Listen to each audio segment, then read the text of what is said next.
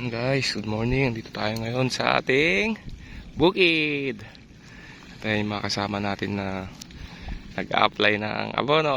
Dito Albert, ngiti-ngiti ka naman daw ah. Hello.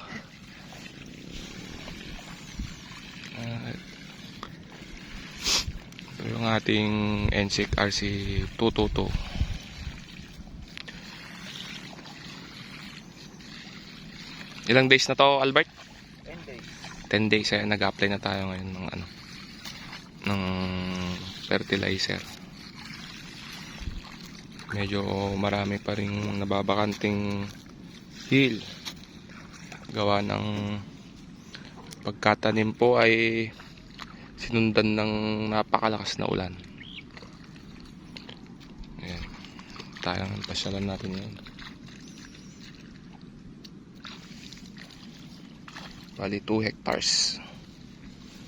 222. Foundation po ito eh. Ayan, naka-straight planting.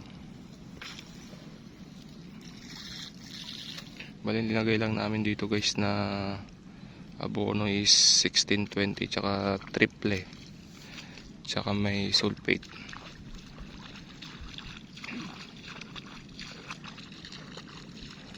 Limang 1620 tsaka limang triple tsaka dalawang ano lang to muna, dalawang sulfate.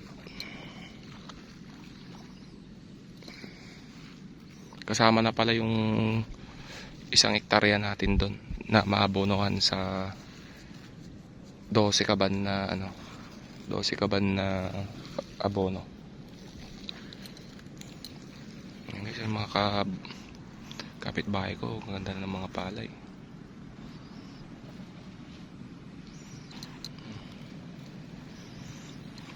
Maraming lumot.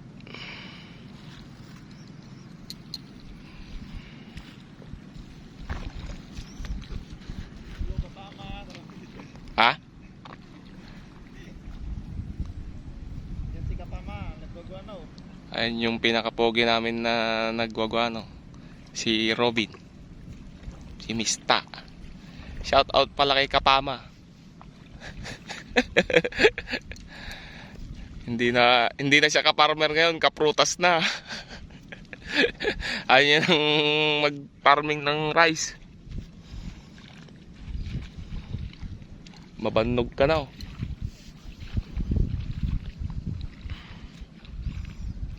Ito guys 10 days old na to bago tayo nag-apply ngayon. At hindi kami maka-timing. At yung tubig, medyo nag-aagawan ng tubig dito sa amin ngayon eh.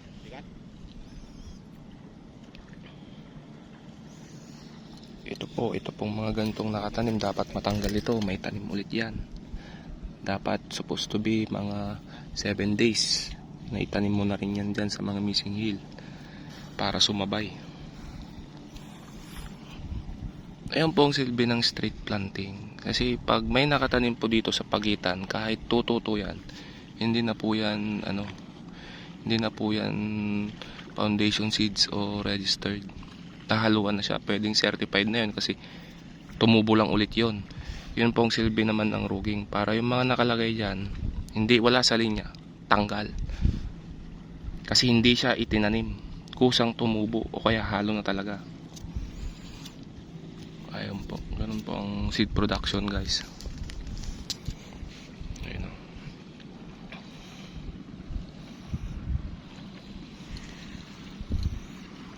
Days.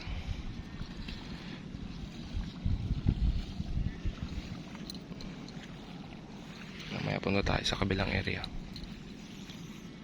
Ito guys, tignan nyo malumot yung niya. Ginagamitan kasi namin ng humus to eh. Sa land preparation.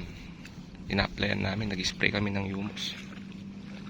Ang kinaganda nun, hindi masyadong, tignan nyo, pansinin nyo, hindi masyadong na-stress ang palay. Ma-green pa rin siya. Para kahit papano meron na siyang readily available na nutrients na nakuha sa palay. Ayan.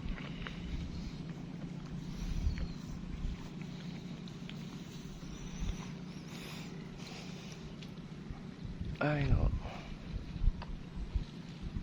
Yan, punta naman tayo sa kabilang area mamaya at mag-video-video din naman tayo doon. Bye-bye.